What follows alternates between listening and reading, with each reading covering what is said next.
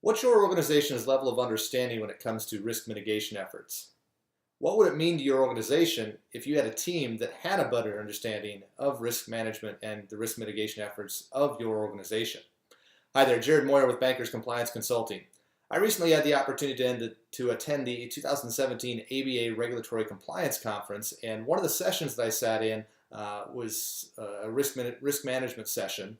And when they got to a slide that talked about risk mitigation, they actually brought a concept and explained it a little bit differently than what I had heard in the past. And my first thought was plain English. And if you know anything about Bankers Compliance Consulting, our passion is that we try to bring plain English translation to the table. So I thought, I'm going to connect these dots, and I'm going to try and bring this back and deliver it to our audience. So the topic is going to be controls, which really can be described as policies, procedures, and processes. And they really came up with this 4-bucket explanation of the types of controls that reside within your policies, procedures, and processes. And one of the reasons I thought this was an important concept to bring to all of you is because I was able to relate to it directly.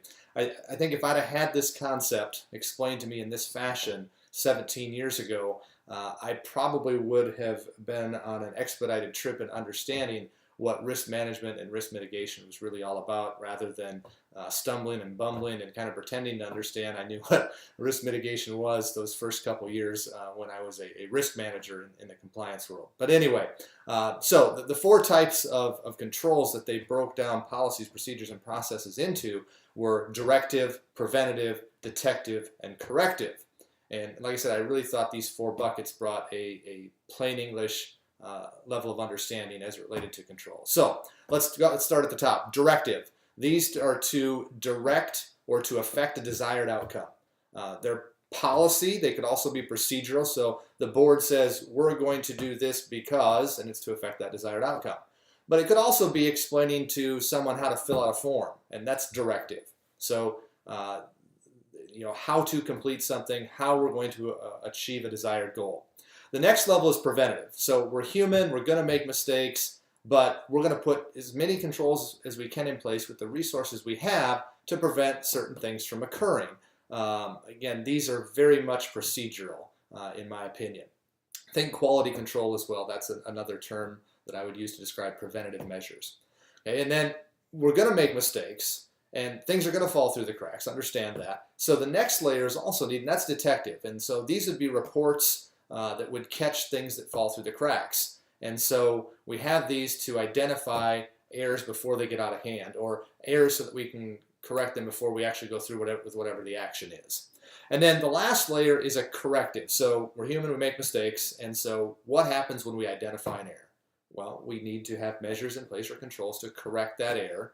Okay, so we also need to draw a line in the sand. So we draw that line in the sand after we identify the error, we correct it, and then this corrective action control actually can lead back up to the preventative or the detective, because when we make an error, it's not just that we correct it, it's, all right, what are we going to do to prevent it from happening in the future? And because we're human and we make mistakes, we're also going to have another layer to say, all right, if this falls through the crack, what's our contingency, which brings us back to detective. So like I said, I thought it was a nice way to, in plain English, to explain really what controls are, if you understand that the controls are policies, procedures, and processes. So what do those amount to? Directive, a desired outcome; preventative, trying to stop something from happening; detective, the contingency if something falls through the cracks; and if it does fall through the cracks and we need to correct it, the corrective type of control. Like I said, if I'd had this 17 years ago, it probably would have expedited my understanding. What I'm hoping is that either it does that for you, or you can pass along this to somebody else and they don't have to walk around blind for a while, kind of thinking and pretending they know what's going on, and this will help them have a better understanding of that. So hopefully you found this helpful. I also, before we go, want to have a shout out.